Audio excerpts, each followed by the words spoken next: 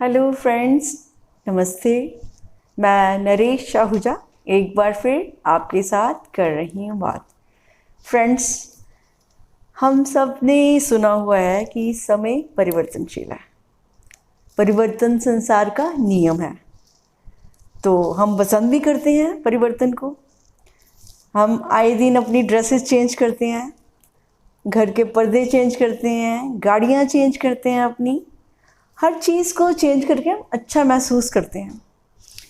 ऐसा इसलिए कि वो हमारा मनपसंद काम होता है।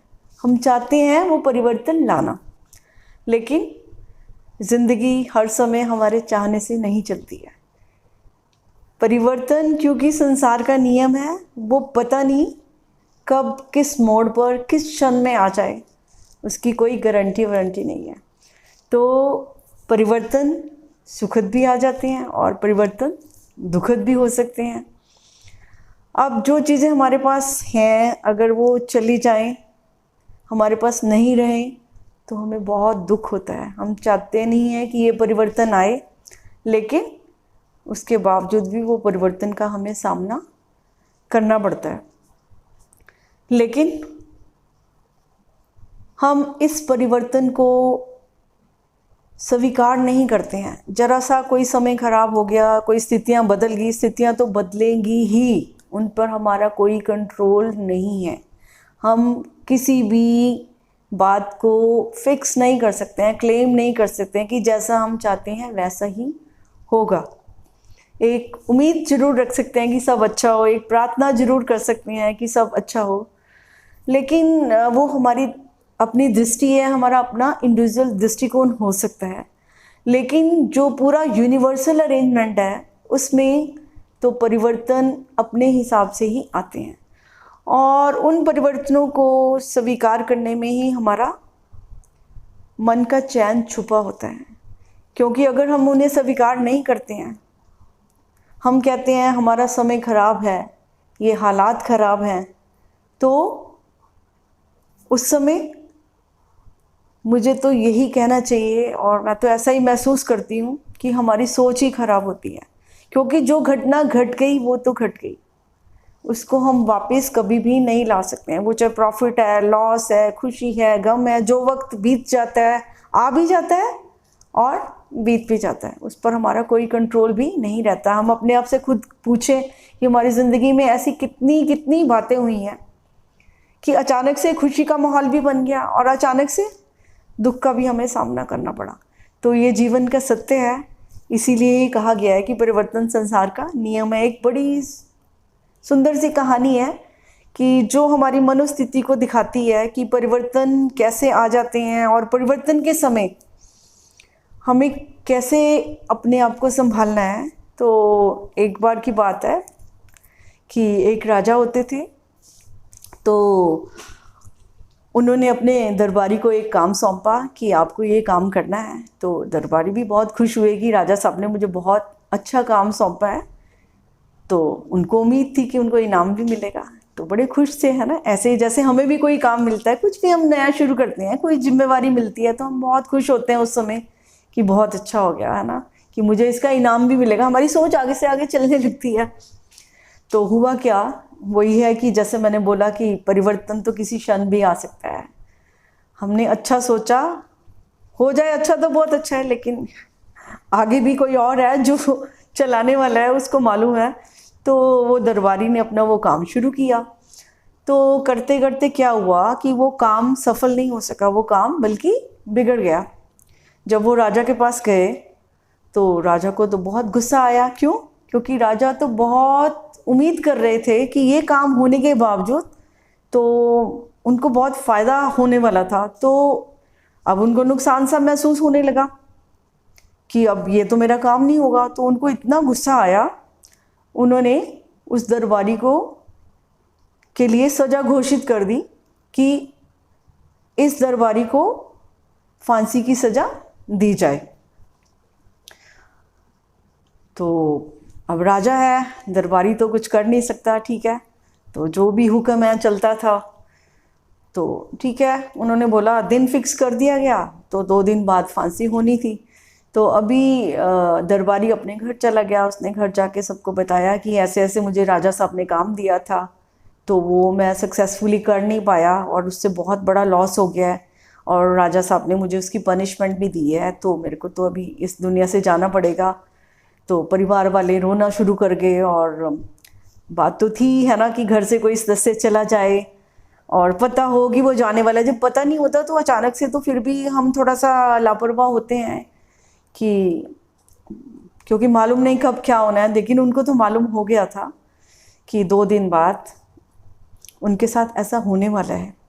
देखो कितना बड़ा परिवर्तन आने जा रहा था उनकी ज़िंदगी में।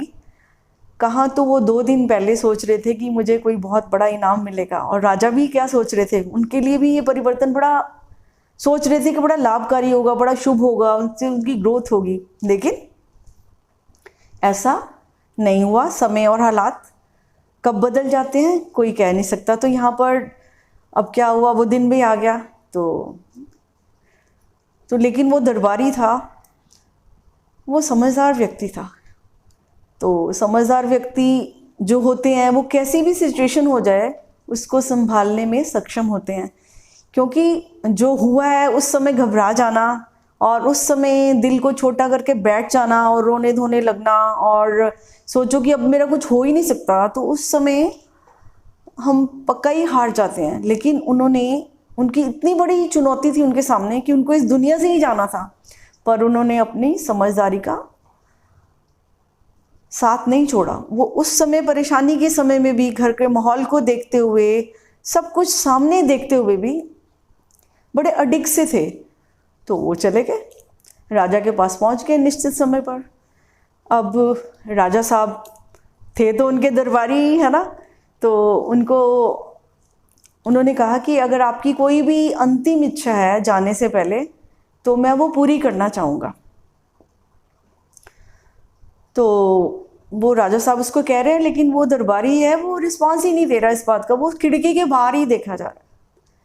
तो उन्होंने बोला मैं तुमसे बात कर रहा हूँ, इतने दुखी क्यों हो रही हो, तुमने जाना है, मैं तुम्हारी कोई भी इच्छा पूरी करूँगा, तो तुम खिड़की के बाहर क्या देख रहे हो, है ना, तुम्हें वहाँ कुछ दिखाई दे रहा है क्या? तो मैं तो यहाँ हूँ, अब मेरी बात सुनिए और मुझे अपनी अंतिम इच्छा बताइए। तो दरबारी कहने लगे कि राजा साहब आप मेरी इच्छा को पूरी नहीं कर पाएंगे। तो राजा है वो तो कहते हैं मैं राजा हूँ और आप कैसे कह सकते हो कि मैं आपकी इच्छा पूरी नहीं कर सकता, आप कह के तो देखिए, मैं आपकी इच्छा को जरूर पूरी करूँगा। तो उन्होंने बोलना शुरू किया, कहते हैं राजा कि अभी मैंने खिड़की के बाहर एक बहुत सुंदर घोड़ा देखा है, वो आपका ही घोड़ा है जिस पर आप आए हैं। तो उसी नस्ल का घोड़ा जो है अगर मेरे पास होता ना, तो मेरे पास उसको उड़ाने की मुझे कला आती है, तो मैं उसको आसमान में उड़ा देता। तो उसने राजा का ध्यान कहाँ डाल दिया, घोड़े की तरफ डाल दिया।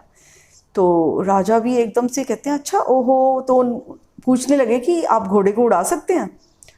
तो उन्होंने बोला हाँ बिल्कुल मैं उड़ा सकता हूँ, मैंने तो कम से कम इस पे 30 ईयर्स तक मेरा एक्सपीरियंस है, मैंने इस पे काम किया है, बस मेरे पास घोड़ा नहीं था इसलिए मैं ये काम नहीं कर पाया। तो एकदम राजा को ख्याल आया कि ये तो बहुत बढ़िया काम है कि अगर घोड़े को ये उड़ा देगा तो मैं पहला राजा हो जाऊंगा जो कि मैं उड़ते हुए घोड़े पर बैठूंगा, तो मेरी शान और बढ़ जाएगी। तो उनका भी दिमाग चल गया है ना, तो कहने लगे अच्छा तुम ऐसा कर लोगे? उन्होंने कहा हाँ हाँ मैं कर लूँगा। तो राजा ने कहा ठीक है, तुम्हारी पहले तुम कितना टाइम लगाओगे? उन्होंने बोला कि मुझे कम से कम इसको करने में 2 साल का समय चाहिए। तो राजा ने कहा चलो आपको समय दिया। तो उन्होंने अपनी समझदारी से इतने कठिन समय में भी 2 साल का समय राजा से ले लिया। अब तो राजा ने कहा ठीक है आप ये घोड़ा भी ले जाइए, और उन्होंने उनको बहुत सारा खाने का सामान भी दिया, बहुत सारे पैसे भी दिए, ये लो आपको जो भी इस पे वर्कआउट करना है, जो भी आपने इस पे काम करना है उसके लिए आपको पैसे की शायद ज़रूरत हो, आप ये भी ले जाइए। तो वो सब कुछ लेकर, घोड़ा भी, पैसे भी और समय भी लेकर 2 साल का अपने घर पहुंचा। तो घर वाले तो बहुत रो रहे थे है ना, तो एकदम से देखा, हैरान हो गए कि आप कहाँ से आ गए? तो उन्होंने बोला मैं आ गया हूँ, मैं कम से कम 2 साल के लिए आपके पास आ गया हूँ। तो वो कहने लगे फिर 2 साल के बाद तो आप चले ही जाओगे? तो दरबारी ने कहा कि जैसे मैंने अभी आपने मुझे भेज दिया था, तो मेरा तो ये अंतिम दिन था ना, तो मैं 2 साल का समय लेकर आ गया हूँ, तो समय का तो कुछ भरोसा नहीं है, तो अभी 2 साल में क्या होगा ये हमें भी नहीं मालूम, तो हम 2 साल तो आनंद से जिए, आराम से जिए। तो इतने कठिन समय में भी उन्होंने अपनी समझदारी का प्रयोग करके समय ले लिया था। अब हुआ क्या, देखो समय का खेल तो बहुत अजीब है, सचमुच किसी का कंट्रोल नहीं है इस पर, समय तो बदलेगा ही बदलेगा। अब 2 साल के समय में क्या हुआ कि राजा खुद ही चले गए, और फिर क्या हुआ, घोड़ा भी चला गया, और फिर क्या हुआ, वो व्यक्ति खुद भी चला गया। तो कहानियाँ तो किससे इसलिए सुनाए जाते हैं, सिर्फ हम अपनी समझ को कायम रख सकें कि कठिन से कठिन परिस्थितियों में भी हम निराश ना हो, हताश ना हो, क्योंकि समझदारी से स्थितियों को संभाला जा सकता है। समय को खराब कह देना और अपनी सोच को संभाल कर चलना बहुत ज़रूरी हो जाता है।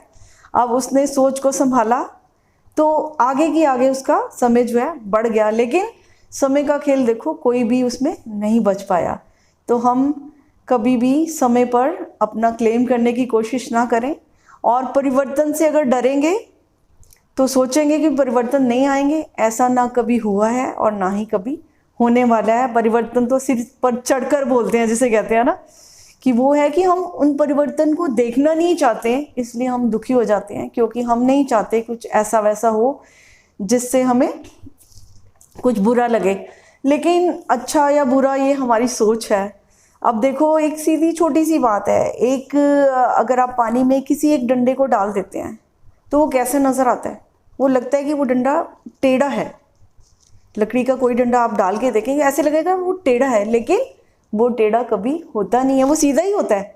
लेकिन जब पानी में डाल देते हैं उसको तब टेढ़ा नज़र आता है वो। तो इस तरह से जब हमारे साथ कुछ ऐसे हालात होते हैं तो हमें वो सब हालात और वो सारी घटनाएं वो टेढ़ी नज़र आती हैं, लेकिन सत्य क्या है, सत्य यही है कि जो होना है वो होकर ही रहता है, वो सीधा ही होता है। बस हमें अपनी समझ को, अपनी सोच को सीधा करना होता है। और सोच और समझ सीधी कैसे होती है, उसके लिए हमें खुद को साधना होता है। क्या हमने साधना, हमने यही समझ लेनी होती है कि समय हमेशा बदलता रहता है, और इसके बदलाव को अगर हम स्वीकार कर लेंगे तो हम चैन से अपना वक्त गुजार सकते हैं। और ये बदलाव जो है हमें जिस समय दुखदाई लग रहा होता है, हो सकता है आने वाले टाइम में हमें कुछ ऐसे अनुभव देके जा रहा हो कि हमें बाद में महसूस होता है कि नहीं ये बदलाव तो अच्छा था, लेकिन इमीडिएटली हम उस बदलाव को जब नकारने लगते हैं तो उसके अंदर जो छुपी हुई बातें होती हैं, जो एक्सपीरियंस होते हैं, हम उससे भी अधूरे रह सकते हैं।